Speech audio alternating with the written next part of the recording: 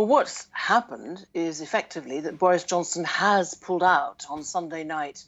He's ruled himself out of this Tory leadership contest. He says he had the numbers. I mean, publicly, what was verified is 57 backers.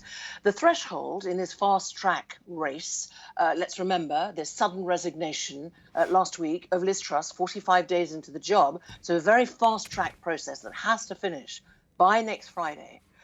What has happened is that all afternoon, his backers or his supporters have been bashing the phones and saying that he had reached the threshold of 100, which you need to be in the race. Now, there's one person who's done that already.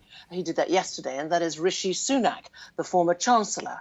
And what has happened now is that suddenly, after all kinds of representations and, as I said, phone bashing and horse trading, also after Boris Johnson reached out yesterday to Rishi Sunak, the two men met face to face. We don't know what was said, but clearly there was no deal. We don't know who wanted what, but it didn't work.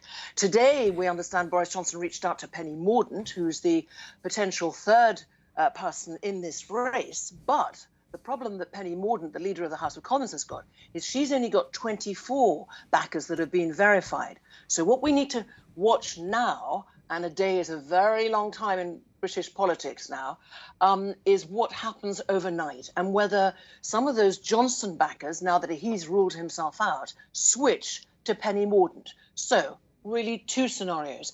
Either we get a coronation, in other words, there's just one candidate that has let his candidacy go forward, has said he's clearly a candidate, wants to be the next Tory leader, wants to be Prime Minister, since the Conservatives have the majority in the House of Commons, and that becomes a coronation.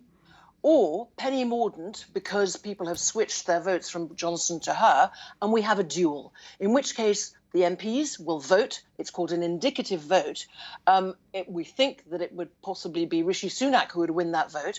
But when it would then go to Conservative Party members, could it be, because Rishi Sunak is seen as having wielding the knife and helped force the resignation of Boris Johnson, could it be that the members would vote for Penny Mordaunt? So a lot of unknowns.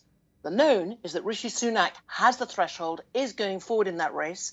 The unknown is where those Johnson votes are going to go. So the high drama continues. 2 p.m. London time is the deadline that has to be met by Penny Mordaunt to reach that 100 threshold.